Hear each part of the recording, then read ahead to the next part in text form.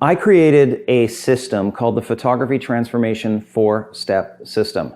And this is a system that I use in order to take all of my photos, because taking a really great photo, it's not doing one thing right. It's the result of doing a bunch of little things right. So when you break it down into a series of steps, it becomes like a recipe. And if you wanted to make a really great dish in the kitchen, you know that you could find a really good recipe. Maybe it was created by an award-winning chef, and you could take that recipe from the award-winning chef. You could replicate those steps that are on the chef's recipe, and you could make the exact same dish. So if you think of it that way, that's how we can use these steps, the 4 steps. So let's go over what the 4 steps are and how you can use them to take really beautiful photos. So step 1 is your planning and research stage. And you may think this is not important, but oh my goodness, it is so important. So I'm talking about landscape photography here, and you want to know that you are going to be in the right place at the right time to get the beautiful light. And of course, that's such a big component of being able to take a great photo.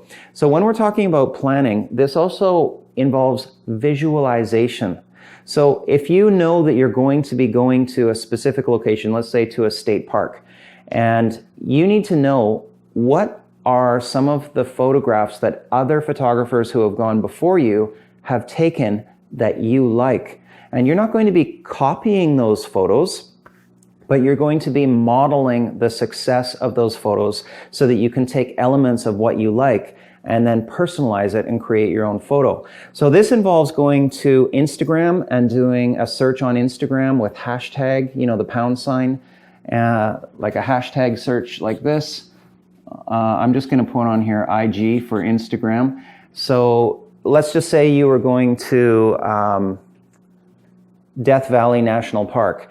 I would be doing a search that is hashtag Death Valley, hashtag Death Valley National Park, and seeing what comes up in the first 9 results, because those are the most popular photos for that time period where you're doing a search.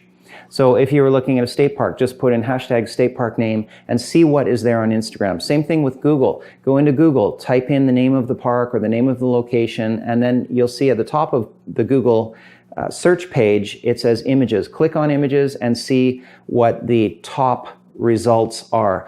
Go to the website. This is another really good one if you're really looking at taking a masterpiece photo. Go to 500px.com. and do the same thing. On their search bar, type in the name of the place you want to go to, and then you'll see that you have an option to filter the results, and you want to filter by their word, which is called pulse, which is another way of it's how they rank their most popular photos. So when you conduct this type of research, you're going to see exactly what type of photos have come from the location that you want to go to. And this will help you to visualize the type of photo you want to get yourself. And when you do this right, it is almost 9/10 of the battle, because you're about to arrive at step number 2 in the 4-step system.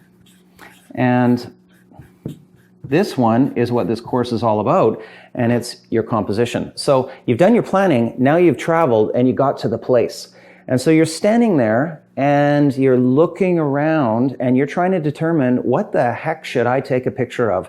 Have you ever had that feeling? You get to this really good place, like you're literally on the edge of the Grand Canyon, or you're in the sand dunes, or you're at Bryce National Park, or wherever it happens to be, and you kind of have a brain freeze, and you kind of feel like, I don't really see anything that jumps out at me as being a good composition. I don't know what to take a picture of here. And you walk around and kind of feel a little bit low sometimes because you don't feel that any of the photos that you have taken are any good. Well, this is what we're going to delve into in detail in this course. And this is where you are going to depend upon 6 rules of composition, and as well, the principle of storytelling in your compositions. And when you do this, these 2 things, This is what is going to help push you over the edge to be able to get a fantastic composition. This is the bedrock, the cornerstone, the foundation, this step right here. If you don't have a good composition, you don't have a photo. So number 3 in the 4-step system is, now you have found your really good composition and you've set up your camera on your tripod, let's say, and you're looking through the viewfinder. Well, what are the camera settings that you're going to use? What should you be using? And there are so many different buttons, levers, and sliders on your camera, and menu systems that go into deeper menu systems. It's painful. You have to be a scientist to understand this stuff. So really, out of all the hundreds of possible settings, what are the 2 goals really? Like, what's the objective that you need to have with your camera settings? There are only 2. Only 2. And number 1 is to have a photo that is correctly exposed. And what I mean by that is, you have no blown out highlights. You have color that you can see in the sky. You have dark tones where there is still color and light detail in the dark tones. This is histogram stuff. And this is actually easy to master, correctly exposed. Not difficult at all. But number 2, the second goal in your camera settings is to have a photo that is tack sharp. And this is the result of 2 things. The first one is the correct focus point and focus area. And the second one is shutter speed. If you have a moving subject, is your shutter speed fast enough? If your platform is moving, you're in a boat, you're in a car, you're hand holding, that's the platform. Is your shutter speed fast enough? The longer your lens is, if you want a tack sharp photo, the faster your shutter speed needs to be.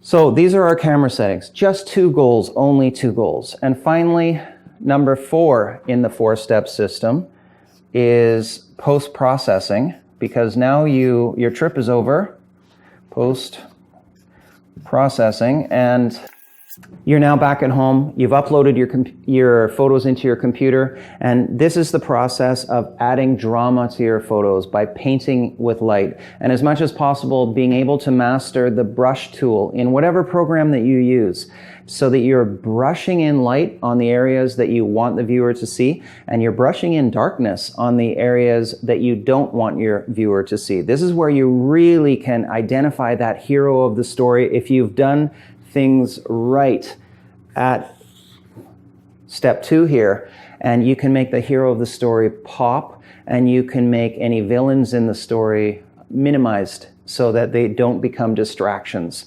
And that's really a big thing we don't want in our final composition and in our post-processing.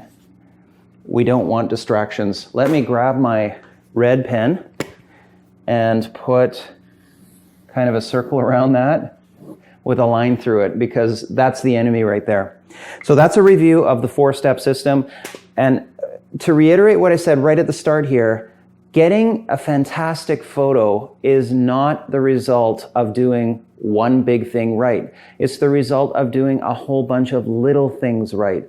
And when you break it down into a step-by-step system so that you have steps that you can follow, that is more likely going to result in a beautiful photo. So we are now about to jump into the rules of composition and stacking the rules of composition and storytelling. So I'll see you in the next lesson.